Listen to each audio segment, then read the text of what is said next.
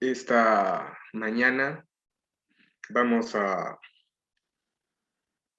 discutir un poco algunas pruebas econométricas de reciente aplicación,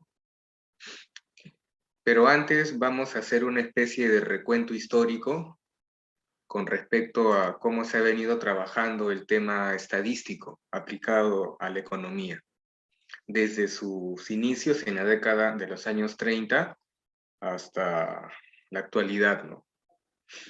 Entonces, un poco para recordar, la econometría como herramienta nace en 1930, cuando la Sociedad Econométrica, fundada en Estados Unidos, en la Universidad de Chicago, empieza a publicar los primeros artículos científicos en la famosa y reconocida revista econométrica, ¿no? Entonces ahí es cuando comienza a desarrollarse esta herramienta, ¿no? Sin embargo, como es lógico, en los inicios de del desarrollo de la econometría, eh, había muchas restricciones, sobre todo con el cálculo, ¿no? Me refiero a que no habían computadoras, ni calculadoras de mano, ni ningún programa que pueda ayudar al cálculo. Entonces, a esto también hay que sumarle que no habían institutos de estadística o bancos centrales o información secundaria en la cual nuestros colegas de aquellas épocas pudieran descargar información, ¿no? Menos habían profesionales que se dedicaban a construir las series de tiempo. Entonces, la restricción iba por el lado computacional y también por el lado de acceso a la información. Lógicamente que también habían restricciones con respecto al soporte académico, científico, ¿no? No habían textos especializados. Estaba recién comenzando, ¿no? Y en esa línea, lo primero que se comenzó a desarrollar dentro del cálculo del álgebra matricial fueron los primeros desarrollos en multicolinealidad, en heterocedasticidad, en autocorrelación y en quiebre estructural, ¿no? Respectivamente, los primeros trabajos de Lawrence R. Klein, que es al que nosotros le debemos la famosa regla de Klein, que tiene que ver con la ortogonalidad de la matriz X transpuesta por X. Hay que recordar que cuando esta matriz se hace casi singular, la inversa no existe, ¿no? Por lo tanto, al no existir la inversa, los parámetros de un modelo no se podrían calcular con eficiencia, violentando el teorema central del límite, fundamentalmente lo relacionado a lo que significa la eficiencia en términos de la varianza, ¿no? Entonces, en paralelo comenzaron a desarrollarse también los temas de heterocedasticidad, los temas de autocorrelación con los primeros trabajos de Durbin y Watson, y finalmente, casi terminando la década de los 70, el trabajo pionero de Gregory Chow, a quien se le atribuye el famoso test de Chow para poder evaluar la significancia del quiebre estructural. Entonces, en estos primeros casi 40, 50 años, la econometría, tal como la conocemos ahora, solamente se dedicaba al diagnóstico, evaluación y análisis estático. El ejercicio predictivo no se desarrollaba como lo conocemos ahora, ¿no? Solamente se hacía análisis estructural, multi, auto, hetero y quiebre, nada más, ¿no? También el acceso a la información era bastante limitada, existían problemas de software, ¿no? Y por otro lado, pocos especialistas y pocos libros, ¿no? Esta fue la primera parte de la econometría.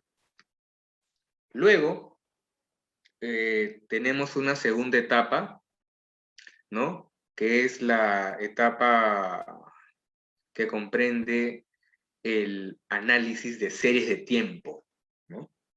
Aquí es cuando comienzan a salir los primeros trabajos de Box y Jenkins, ¿no? Que son los pioneros en el tratamiento de las series de tiempo, y comienzan a hacer pronósticos, ¿no?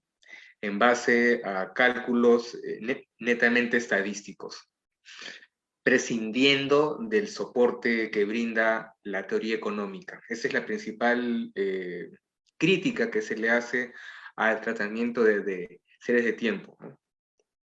En esta parte de la ciencia, de la herramienta, se desarrollan los modelos ARIMA para pronósticos. También se desarrolla la metodología VAR, que fue la que construyó Christopher Sims con su famoso artículo en Econométrica, Macroeconomics and Reality, en el 80. También el ejercicio de estacionariedad de las series de tiempo, el tema de la cointegración, mecanismos de corrección de error y modelos Beck, estudio del espectro, econometría espacial, ecuaciones simultáneas, ¿no? Ya todo lo que comenzamos a estudiar en los cursos de econometría 2 sobre todo. Hay que mencionar también que ya en esta parte del desarrollo de la econometría, ya existían los primeros softwares, ¿no? Y ya existía información secundaria, ya habían bancos centrales, ya existían institutos estadísticos. Entonces, el acceso a los datos era, ya no era tan limitado como lo fue en sus inicios. Digamos que la principal restricción en esta época, en esta parte del desarrollo de la econometría, era fundamentalmente programas, softwares, ¿no? Ya toda la parte de la academia, libros, profesionales especializados en temas estadísticos y econométricos, datos secundarios, fuentes de información, esa parte ya estaba un poco robustecida, ¿no? Pero la falencia era por el lado de la herramienta computacional. Hay que mencionar también que esta parte no fue un albur, ¿no? Sino que las crisis macroeconómicas, sobre todo la crisis del petróleo de los años 70, 80 y la crisis de la deuda en los años 80, se encargaron de despotricar con bastante contundencia las técnicas econométricas que se habían visto durante casi 40, 50 años en la primera etapa. Entonces la herramienta se vio condicionada a tratar de fortalecer, a tratar de desarrollar otras técnicas, ¿no? Y justamente estas otras técnicas, como ya había fallado la teoría económica, porque en ningún supuesto se daba pie a que existiese una crisis tan grande como la que se vio con el petróleo y con la deuda externa, entonces eso forzó un poco a que ya no se cojan supuestos teóricos en términos de macroeconomía, sino que ahora se comenzó a robustecer el andamiaje estadístico. Comenzaron a desarrollarse algoritmos, teoremas, o sea, se empezó a matematizar la herramienta. Y ahí fue cuando se comenzó a ser más compleja, ¿no?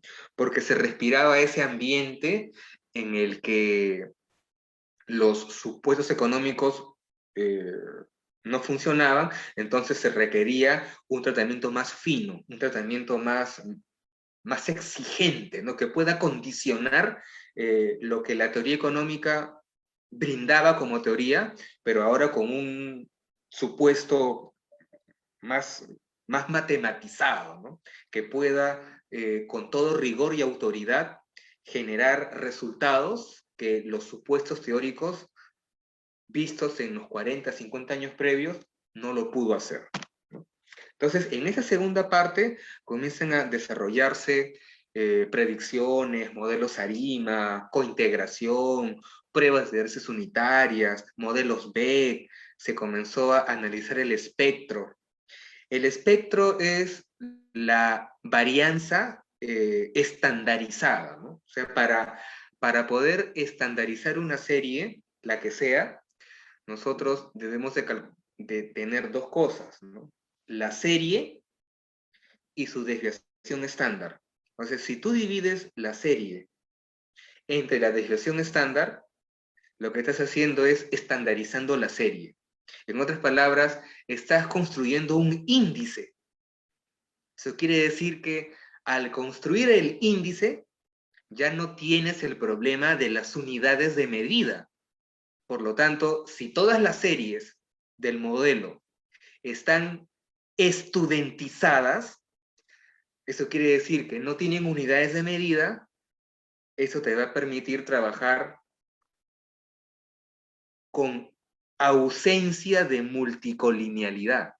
Y eso es lo que pasa en la mayoría de modelos, ¿no? Cuando uno tiene un modelo y comienza a meter datos, uno dice, bueno, la endógena está en miles de millones, las exógenas están en porcentajes, la otra está en índice, la otra está en términos reales, la otra está en variación porcentual, la otra es una tasa de crecimiento y la otra no tiene unidades, ¿no? Y uno descarga las series, las mete al Excel, luego las importa al Stata, hace las regresiones, obtiene un buen ajuste y luego hace las interpretaciones. Ya eso está mal, porque para poder hacer eso, lo primero que se tuvo que hacer es homogenizar las series de tiempo. O sea, todas las unidades del modelo, todas las unidades de las variables del modelo tienen que estar expresadas en las mismas unidades, pues, ¿no? Si una está en millones, las demás también deben ser llevadas a millones. Si una está en índices, las demás también deben estar en índices. Entonces, para evitar esa restricción que impone la naturaleza de las series, a alguien se le ocurrió, hay que estandarizarlas, ¿no? Y para estandarizarlas, la normalizamos, ¿no? Y cuando uno dice normalización de series, inmediatamente piensa en dos cosas. En el numerador, que es la serie, y en el denominador, que es la desviación estándar, ¿no? Entonces, cuando tú generas ese cociente, le estás quitando las unidades de medida a la variable, lo que te permite ingresarla al Excel con una relativa homogeneidad. Digo relativa porque ya no es la serie, pues, ¿no? Me refiero a que la serie original, que tiene un comportamiento económico, es es el producto, es la inversión, es la tasa de interés, es la volatilidad del tipo de cambio, que nosotros sabemos que tiene un comportamiento económico que obedece a un supuesto económico. Cuando tú la normalizas, si bien es cierto, le estás quitando ese sesgo para poder conseguir un resultado parsimonioso y eficiente, pero ya carece de sentido económico. Entonces, por un lado, arreglas el tema estadístico, el tema matemático, pero por otro lado, le estás quitando el componente teórico que le ofrece la definición económica a la serie. Entonces, ahí hay que tener mucha finura y nos planteamos dos preguntas, ¿no? Que es la que plantea el profesor Gujarati en su libro, ¿no? ¿Qué es lo que quieres? ¿Necesitas hacer un análisis estructural o necesitas hacer un ejercicio predictivo? Si el objetivo del modelo es realizar un ejercicio predictivo, entonces se requiere una normalización de todas las series de tiempo del modelo para poder tener un resultado lo más potente posible. Pero si queremos hacer un diagnóstico estructural, me refiero a que queremos comprobar hipótesis, queremos identificar si efectivamente las exógenas están explicando el comportamiento endógeno, si queremos evaluar la relación de causa y efecto, si queremos medir el impacto sobre la endógena ante un cambio en la exógena, o hallar elasticidades, ¿no? Entonces, si queremos hacer ese tipo de ejercicio, no hay ningún problema en que las variables tengan diferentes unidades, ¿no? Aunque eso también es una soga al cuello, porque mucho tiene que ver la naturaleza del escalar, como escalar, ¿no? No podemos interpretar el impacto de un comportamiento exógeno que está en porcentajes sobre una variable objetivo o endógena que está en índices, por ejemplo, ¿no? Entonces hay que tener mucho cuidado al momento de interpretar la pendiente o al interpretar la elasticidad si es que fueran logaritmos, ¿no? Entonces, a eso se refiere el análisis espectral, ¿no? En otras palabras, el modelamiento de la varianza. Posteriormente, se comenzó a desarrollar otros tópicos, pero que giran en torno a, a más matemáticas y más estadística. O sea, la econometría se comenzó a transformar en una especie de ciencia esotérica en la cual se tejió sobre ella una especie de andamiaje que la reservaba supuestamente para mentes brillantes, para personas altamente capacitadas, ¿no? Y en vez de ser una herramienta que sume o que genere adicción a la comunidad académica, estudiantil, comenzó a generar temor, ¿no? Comenzó a generar una especie de psicosis en la cual la herramienta se veía como algo tenebroso, algo súper sofisticado, algo que estaba al alcance de pocas mentes, ¿no? Porque se empezó a matematizar, se empezó a trabajar ya desde un punto de vista netamente estadístico y comenzaron a salir modelos en datos de panel, regresiones dicotómicas, teoría de filtros, econometría espacial, macroeconometría, microeconometría, volatilidad, estacionariedad, etcétera. Todo lo que vemos en las econometrías avanzadas, incluyendo los cursos de perfeccionamiento en algunas instituciones públicas, ¿no? Y ya la cosa comenzó a hacerse un poco más indigerible, ¿no? Se comenzó como les comentaba, se creó una especie de esoterismo en torno a la herramienta. Por supuesto que para eso, para ese estado del arte, nosotros ya estábamos plenamente convencidos en que el diagnóstico se debería de hacer de acuerdo a esto que van a ver ahorita. Hetero, multi, auto, estacionalidad.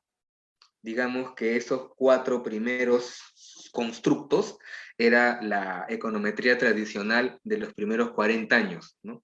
Ya luego comenzó a incorporarse al argot econométrico, parsimonía, autocovarianza, estacionariedad. Por ahí a alguien se le ocurrió llamar a la normalización, se le ocurrió llamarla comportamiento ergódico, y comenzaron a hablar de la ergodicidad, ¿no?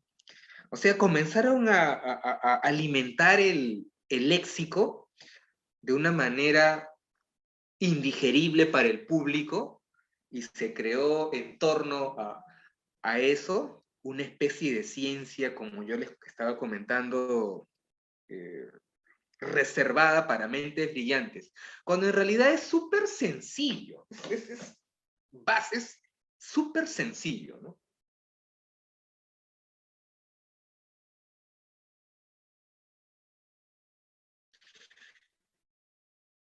Y posterior asociado a los programas. No sé si pusieran poner la siguiente lámina.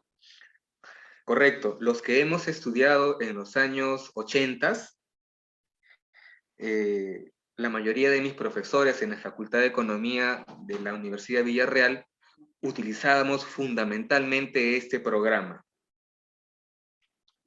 el TSP. El TSP es la versión en DOS del EBIUS, ¿no? Me acuerdo bastante en el laboratorio de la facultad que estaba en el sótano, ¿no? Donde ahora es la biblioteca, computadoras que en esa época no se llamaban computadoras, ¿no? Sino les decíamos mainframes, porque eran unos aparatos pues inmensos, ¿no? Los disquetes eran pues del tamaño de una hoja A4 y solamente para 540 KB, ¿no? Y para poder correr modelos, para invertir una matriz de 5x5, la computadora, bueno, el mainframe se demoraba pues 20, 30 minutos, ¿no? Ya luego, a mediados de los 80s, salió el EBIUS, que hasta ahora es el que tenemos vigente, ¿no? El EBIUS es la versión ya en Windows del TCP. Luego salió el Stata, se hizo muy popular. Inclusive en torno al Stata, somos tan ingratos en la econometría que el que sabe EBIUS y no Stata, no sabe econometría, ¿no? Y el que sabe Stata es considerado, pues, un tótem de la econometría, ¿no? Entonces, ya después les voy a explicar esto del Stata y del EBIUS, ¿no? El SPSS, y ahora que está de moda en varias facultades, el uso del Python y el R, que son lenguajes de programación que se usan para poder correr modelos en EBIUS y en Stata, ¿no? Lo que yo les puedo recomendar es que no se hagan problemas con los programas, ¿no? Suficiente con que sepas bien, pero así, bien, ¿ah? Bien, el Excel y uno que otro lenguaje de programación. Sugiero Python. Si ya sabes Python y manejas Excel, lo demás, EBIUS, Stata, SPSS, son solamente plataformas en las cuales va a correr el programa, ¿no? Lo bueno del Python o del R es que te permiten generar scripts, ¿no? Te permiten generar lenguajes de programación que cualquiera de estos programas, EBIUS, Stata, TCP, SPSS, lo lee. Entonces no va a ser necesario que tú tengas instalada en la laptop el programa, solamente requieres el script, ¿no? Entonces esa es, digamos, la, la potencia de poder manejar un lenguaje de programación. Lo demás son plataformas en las cuales corre el programa. La siguiente. Vamos a hacer un pequeño ejercicio con respecto a la econometría tradicional. Para esto les presento la función de demanda de dinero. Esta es una función muy baumoliana, ¿no? Donde la variable dependiente es la liquidez y los instrumentos es la renta, la tasa de interés, la inflación esperada y el stock de la demanda de dinero del periodo anterior. Lógicamente con un vector de errores indicando que las demás variables, si bien es cierto, son relevantes, pero hay un universo de instrumentos que también podría ser considerado ahí, ¿no? Luego lo llevamos a logaritmos y los parámetros son considerados las elasticidades. Tenemos ahí la función de demanda de dinero, la tenemos en logaritmos, que es lo que propone la función baumoliana.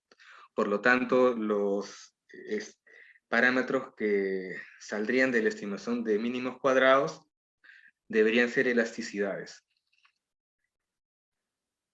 Siguiendo la línea tradicional, la siguiente, hacemos una primera regresión y obtenemos esos resultados, ¿no? La variable dependiente es la primera diferencia del logaritmo de la demanda de dinero y los instrumentos que se han considerado es la primera diferencia del logaritmo del PBI real, la primera diferencia del logaritmo de los precios, la primera diferencia de la tasa de interés nominal y la primera diferencia de la demanda de dinero en logaritmos del periodo anterior, ¿no? Tenemos un coeficiente de ajuste de 0.70, los parámetros han salido significativos, y ahora para poder validar el ejercicio predictivo, habría que hacerle un contraste de estabilidad de parámetros para saber si los residuos recursivos se encuentran dentro de las bandas de confianza. Al hacer ese contraste, nosotros nos podemos dar cuenta que efectivamente el test QSUM al cuadrado, que está en la siguiente lámina, muestra síntomas de inestabilidad de parámetros, sobre todo al inicio del periodo, ¿no? Concordante con el proceso hiperinflacionario que se observó entre el 88 y el año 90, lo que nos estaría dando indicios de que los parámetros del modelo no son estables. Entonces, ¿qué es lo que propone la teoría? Tradicional. Dice, bueno, si los parámetros no son estables, entonces aplíquese la técnica de los polinomios segmentados, ¿no? En otras palabras, tenemos que construir dummies para poder forzar al modelo a que migre a su estabilidad. Con este objetivo, en la siguiente regresión hemos construido 3 dummies y hemos hecho una segunda regresión, ¿no? Ahí ustedes pueden ver que se ha incorporado dummy 1, dummy 2, dummy 3. Y las 3 dummies han resultado ser significativas. La dummy 1 al 95%, dummy 3 también al 95% y dummy 2 al 90%. Y la dummy 1 está recogiendo el efecto ocasionado por la hiperinflación que se observó entre julio del año 88 y agosto del año 90. La segunda dummy está capturando el proceso de remonetización, ¿no?, que se generó en agosto del año 90 hasta la actualidad. Y la tercera dummy está recogiendo la estacionalidad de la demanda de dinero, ¿no?, que ustedes saben que se captura en julio y diciembre de todos los años, ¿no?, por los aguinaldos de fiestas patrias, ¿no? Entonces, en esos periodos, en julio y en diciembre, la demanda por dinero es mucho más alta, ¿no?, por los aguinaldos.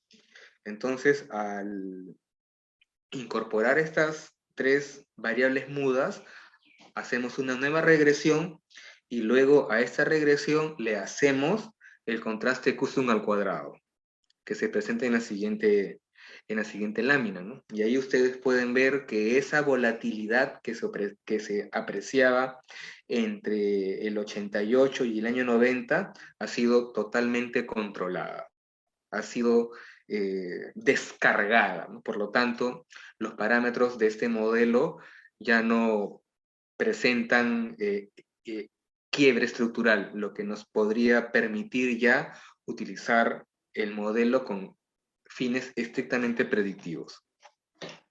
Sin embargo, miren lo que voy a decir, ¿eh? Sin embargo, ¿qué es lo que dice la econometría tradicional? En ningún momento nosotros nos hemos preguntado, como economistas que somos, si las series que conforman la función de demanda por dinero, las series, ¿eh?, son estables en el tiempo. Cuando nosotros hemos hecho este ejercicio, el de ahorita, primero hemos escogido una función de demanda, en este caso la baumoliana, ¿no? Luego hemos armado el modelo teórico. Luego hemos procedido a conseguir los datos estadísticos. Los hemos homogenizado. Hemos hecho la regresión. Hemos verificado que hay quiebre. Hemos corregido el quiebre con dummies. Luego hemos vuelto a hacer el diagnóstico y hemos aterrizado a esta lámina. Y hemos dicho ya, el modelo es estable. Claro, pero nosotros lo que queremos analizar ahora es las variables que conforman el modelo. Me refiero a la demanda por dinero, a la renta, a la tasa de interés, a la inflación esperada y a la demanda de dinero rezagada. Nunca nos hemos preguntado eso. Directamente hemos hecho el contraste Q1 al cuadrado, ni siquiera a las variables, ¿eh? Sino a los residuos de la regresión. Entonces, cuando se rompe ese supuesto, entramos a lo que se llama análisis de estacionariedad. Antes de eso, esto que hemos hecho ahorita es el típico diagnóstico econométrico tradicional, lo que ya no se usa ya. Me refiero a que cualquier investigación que tenga que utilizar de por medio herramientas econométricas, si presenta esto, depende mucho de qué se quiera pues hacer, ¿no? Me refiero a que si es análisis estructural, vuelvo a repetir, diagnosticar hipótesis, verificar comportamientos, evaluar la función de reacción entre la endógena y la exógena, calcular elasticidades, ¿no? Esto estaría bien, ¿no? Pero si ya queremos hacer un tratamiento más fino, más meticuloso, eh, si pudiese llamarse más potente, entonces esto estaría mal. No se podría hacer esto. En esa línea, en la siguiente, por favor, eh, también se utilizó el análisis de series de tiempo para calcular pronósticos, ¿no? Esto también ya no se usa, pues, ¿no? Porque solamente se puede usar para variables que tengan 4 componentes plenamente identificados: ciclos, tendencias, estacionalidad, irregularidad.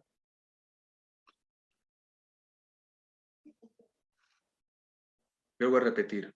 Esto, la metodología de Box y Jenkins, solo es posible usar si la serie, miren, ¿eh? Si la serie, no estoy hablando de un modelo, si la serie de tiempo presenta 4 componentes: ciclo, tendencia, estacionalidad, irregularidad. Basta que no tenga una de estas para que esta herramienta ya no funcione. Y vuelvo a mencionar, esto no se hace a un modelo, se hace a una serie. Y lo que predecimos son series. Mi pregunta es, ¿se podría hacer un ARIMA para el PBI?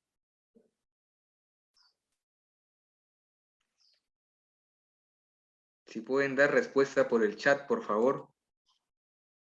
No, claro, no, pues no, claro, no se puede. O para el tipo de cambio, por decir, ¿no? Tampoco. Ya sabemos que para el tipo de cambio lo más apropiado es un Garch, ¿no? Un Garch o un eje Arch, si fuese el tipo de cambio, ¿no? Y eso, ¿no es cierto? ¿Comparten esa apreciación? Si fuese el tipo de cambio, eh, un ARIMA no, un Garch tal vez, ¿no es cierto?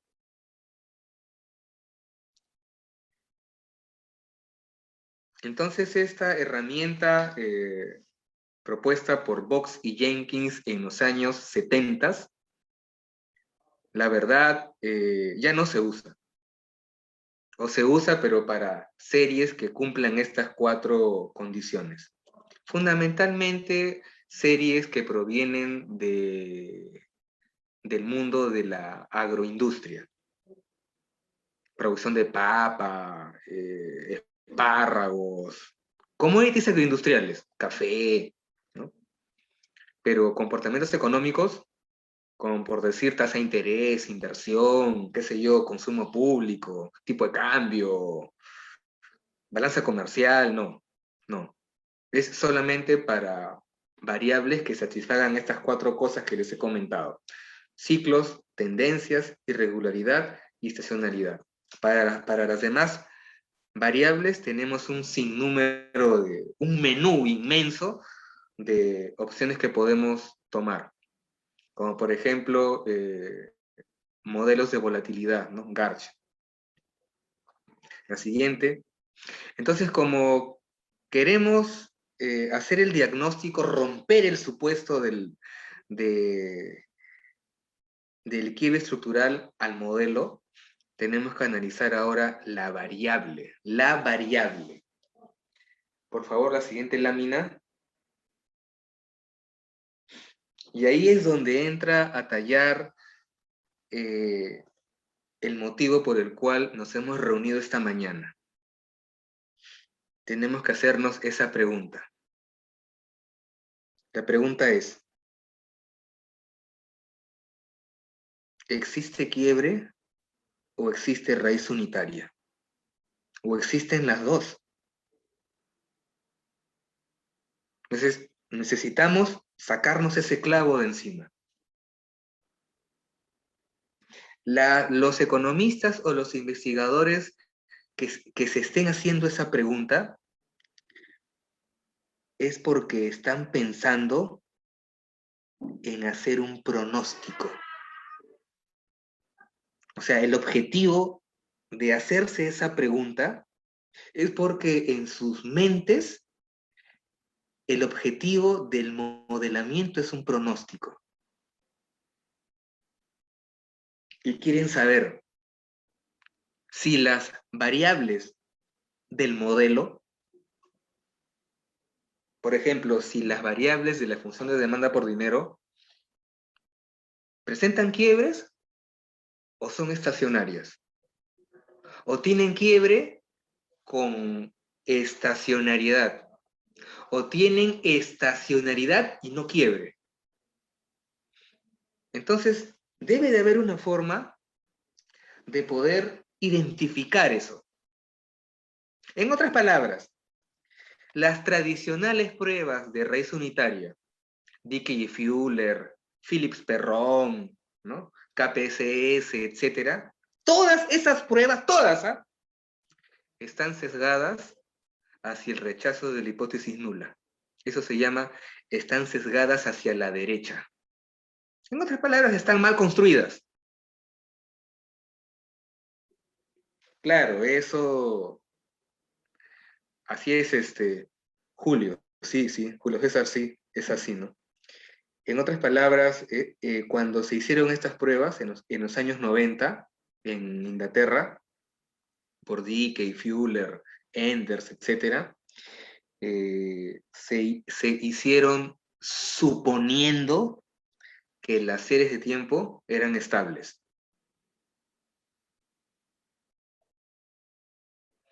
Los recientes eventos macroeconómicos nos demuestran que la estabilidad es relativa. Por lo tanto, se tiene que formular un contraste que permita hacer las pruebas de raíz unitaria quitándole este sesgo. Repito, este sesgo es pensar que la serie es estable o pensar que la serie no presenta quiebre estructural.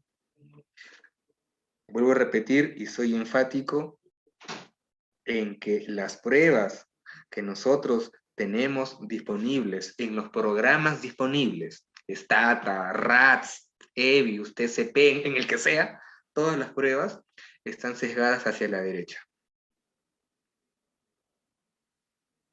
Me refiero a que están sesgadas a que rechaces la hipótesis nula, porque todas esas pruebas están construidas bajo el supuesto de que la serie presenta estabilidad y no quiebre. Entonces ahora en la siguiente lámina, vamos a presentar una de tantas pruebas que hay, pero digamos que esta es la más popular para sacarnos esta disyuntiva, ¿no? Por favor, la siguiente lámina es ¿qué es esta? el contraste propuesto por Sibo de Andrews. Una de tantas, ¿ah? Porque hay un montón. Pero digamos que esta es la más popular, la más utilizada. Ustedes se preguntarán, ¿y si es la más popular, por qué el Stata o el Levius no la tiene como script o como comando, ¿no? Recuerden que en Evius se habla de comando y en Stata se habla de script, ¿no? Es lo mismo. Ustedes se preguntarán, ¿y por qué, si es tan popular, por qué no está en el programa, ¿no? Lo que pasa es de que la prueba está creada. Sibo de Andrews es el nombre de las personas que han desarrollado este programa, ¿ya? El algoritmo me refiero, la fórmula. El programa lo hace cada usuario. Como este programa genera dummies constantemente para poder corregir los quiebres, hay que recordar que para corregir quiebres, Johnston recomienda, y así se ha quedado, técnica de los polinomios segmentados. O sea, crear dummies para corregir quiebres. Uno dirá, ya, pero Gustavo, si le metemos muchas dummies, es probable que se cree multicolinealidad. Claro, ¿no? Si tú metes muchas dummies, ustedes saben que las dummies valen 0, 1, ¿no? 0, 1, 0, 1, 0, 1, 0, 1, 0, 1. Imagínate 3 columnas o 4 columnas que sean 0, 1, 0, 1, 0, 1, 0, 1. Eso va a crear perfecta colinealidad. Por lo tanto, la matriz se va a volver ortogonal. Al ser ortogonal, su determinante migra a la singularidad. Por lo tanto, la inversa no existiría. Eso se le llama la trampa de las variables ficticias. Entonces, la solución no es solamente crear dummies. Digamos que en el ejercicio anterior que presentamos para la función de demanda de dinero, que se corrigió por 3 dummies, tuvimos la suerte, la fortaleza, ¿no? La fortuna de no correr el riesgo de entrar a lo que Johnston llama trampa de las variables ficticias, ¿no? O sea, nos ligó, fuimos lecheros, nos ligó. Pero no siempre va a ser eso. Recuerden que cuando se construyeron las dummies para la prueba anterior, nosotros pensamos en 3 comportamientos, ¿no? La hiperinflación,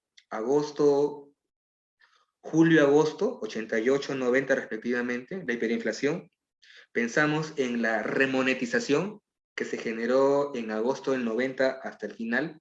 Y luego pensamos en la estacionalidad de la demanda de dinero, que es julio, diciembre, julio, diciembre, julio, diciembre. Entonces digamos que las 3 columnas, pensando en un Excel,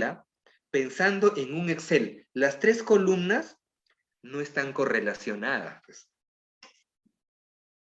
Porque la primera columna va a valer 1 entre julio del 88 y agosto del 90.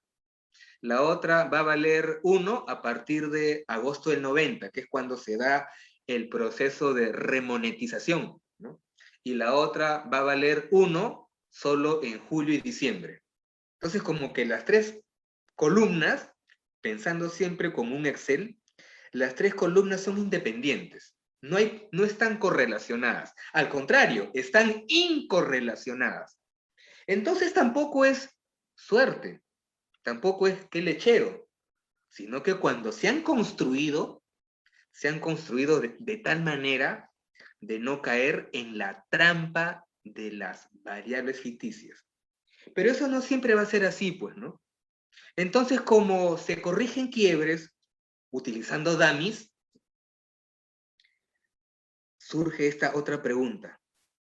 Ah, ya, entonces, si la base de datos es anual, entonces tendré que crear dummies con la misma frecuencia.